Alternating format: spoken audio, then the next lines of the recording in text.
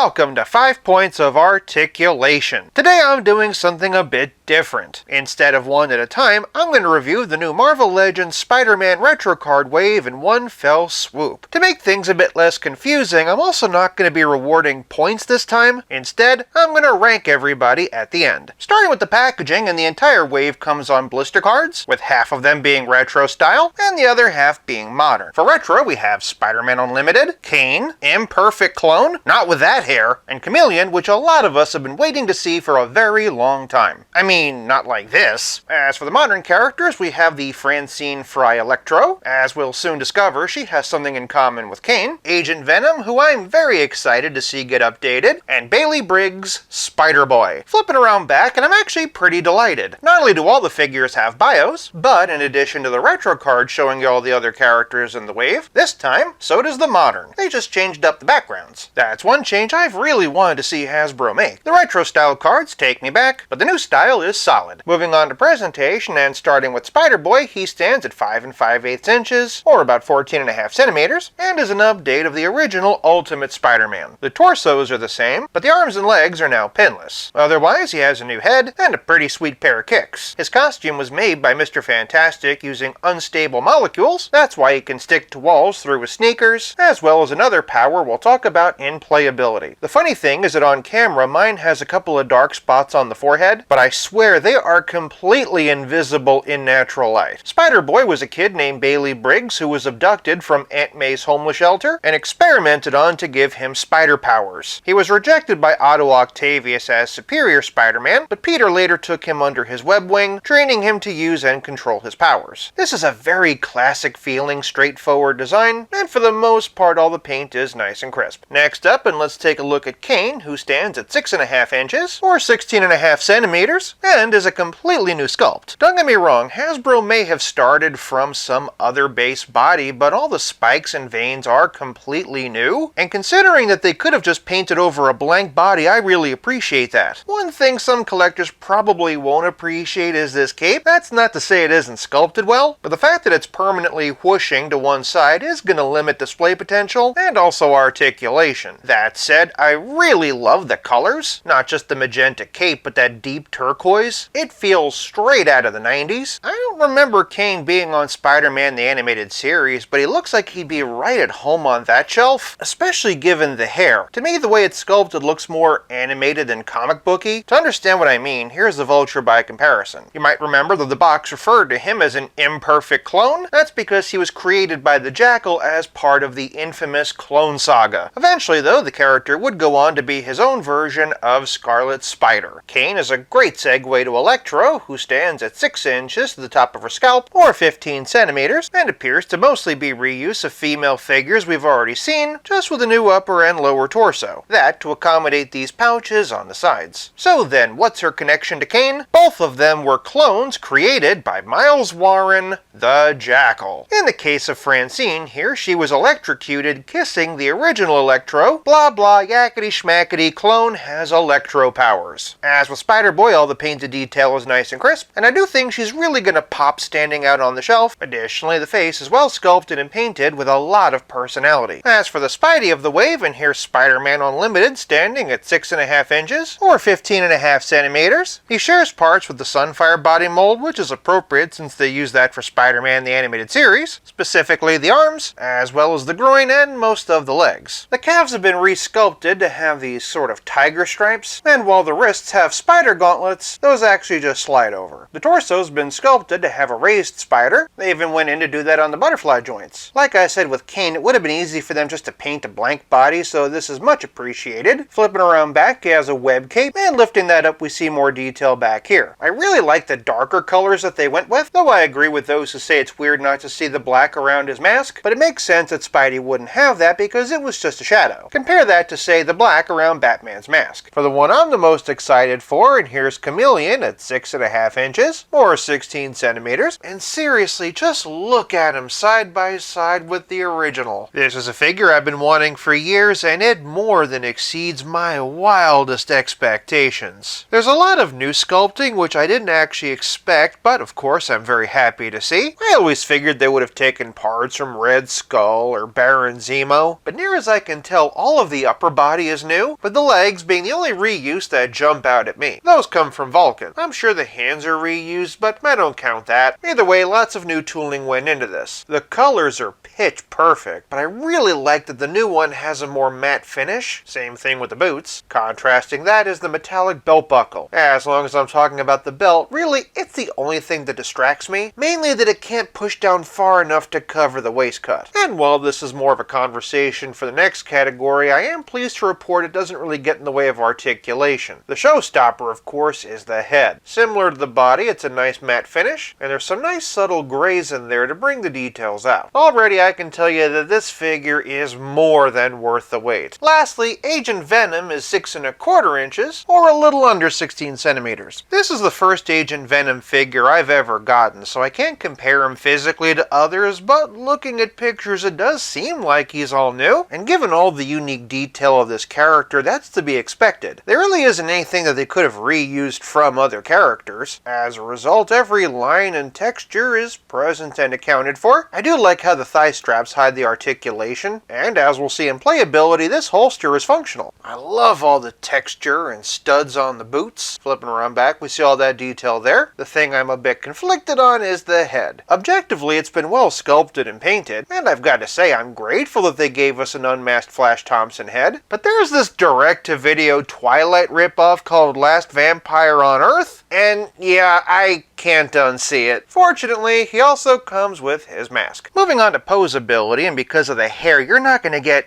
any up on Kaine. Flash's hair gets in the way a little bit, but he still can look up. Otherwise, the rest of the wave can look up this high, with Electro and Spider-Boy being best, and most of them can really bury the chin, thanks to a dumbbell neck, and Venom is the only one that has any real tilt, and while Kaine does get a bit of side to side, everyone else has all the way around. Moving on down, in highest arm raise goes to Spider-Boy, with Electro coming in second, Spidey and Chameleon tied for third, Venom in fourth place because of the shoulder pads, and Kaine coming in last due to the cape. Kaine and Spidey are the only ones in the wave, however, who have butterfly joints. That being said, everybody in the wave has bicep swivel and pinless double jointed elbows. Move into the middle, and Electro and Venom have diaphragm joints. They can arch back this far with Venom not having much of a bend, and hunch forward this far with neither having much of a bend. They can both twist, of course, and get sideways tilt. Everyone else in the wave has an ab crunch and a waist swivel, so no tilting side to side for them. As for arching back, both Spider-Man Unlimited and Kaine are hindered by their capes, whereas Spider-Boy and Chameleon have no trouble. Hunching forward, however, and you can't beat an ab crunch, though admittedly Chameleon is a bit held back. Moving on down, and everyone has ball jointed hips. The entire wave can also kick in the ballpark of 90 degrees, with Spider-Boy having the best split, and everyone else somewhere in this range. Traveling down the leg, and everybody has thigh cut and pinless double jointed knees. Spider-Man, Spider-Boy, and Chameleon all have boot cut, but everyone in the wave has ankles that can hinge and pivot, with Agent Venom being a bit held back by the boots. Moving on to Playability, and first up, Spider-Boy has this backpack. Snapping that on really completes the look. Otherwise, he comes with a pair of thwip hands. Of course, wall crawlers would have been appreciated, but he does have an extra head capitalizing on his other powers, specifically extra eyes that grow out of his head, and a paralyzing venom bite. Again, the unstable molecules allow him to do this through his suit. As for Kaine, the only thing he comes with are extra hands. Not really sure what else you could have given him. Francine comes with a pair of fists, but they look way too small for her. Baby hands from SNL too small. Even so, she does have a couple of really awesome electro effects. They slide over her wrists like so, and if I'm being honest, are the main reason I wanted this figure. Swapping out that backdrop, and you can really appreciate just how cool these are. I've especially been excited to try them out on other characters like Thor, Storm, the Mistress of the Elements, the insidious Emperor Palpatine, and Shazam. Also, don't worry, my video on this guy is coming. I'm guessing these are the same effects that the Jamie Foxx Electro is coming with, in which case these are really cool.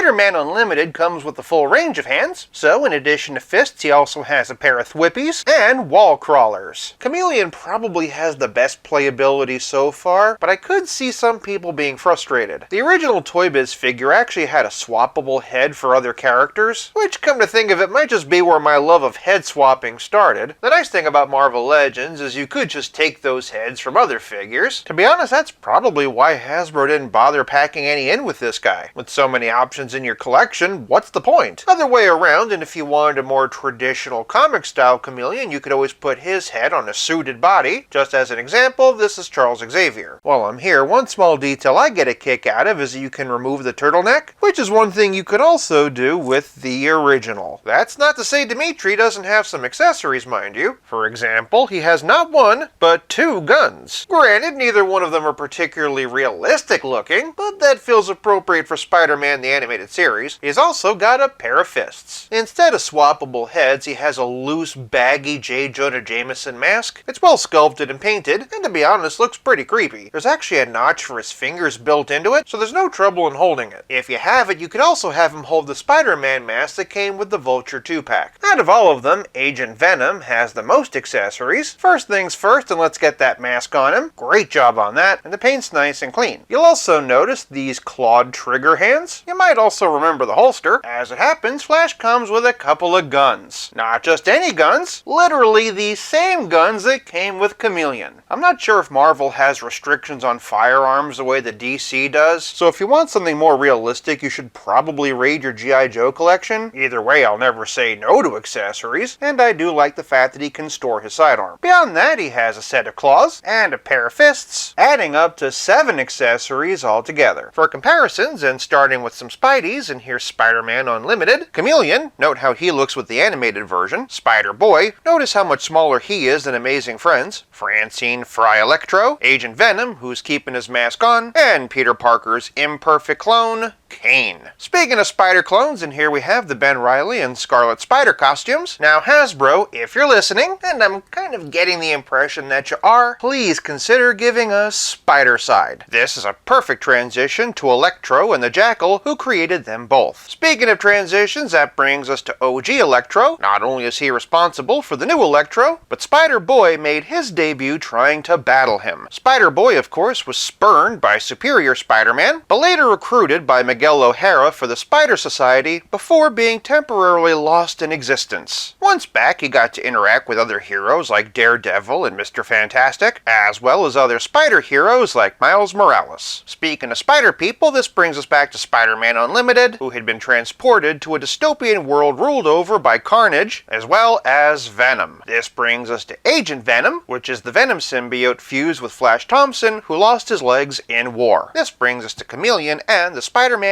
animated series. Here's Dimitri with Peter and MJ, Green Goblin and Alistair Smythe, and in the interest of space, Vulture and Doc Ock devoid of their wings and tentacles. As for Chameleon's half-brother Kraven the Hunter, I don't have the retro card, but I do have the comic version, along with an obligation to show off everyone with Stealth Iron Man. This leaves us with nothing left to discuss but the price. At $24.99 a pop, I mostly feel like I got my money's worth with everybody. Coming in last place for me would be Electro.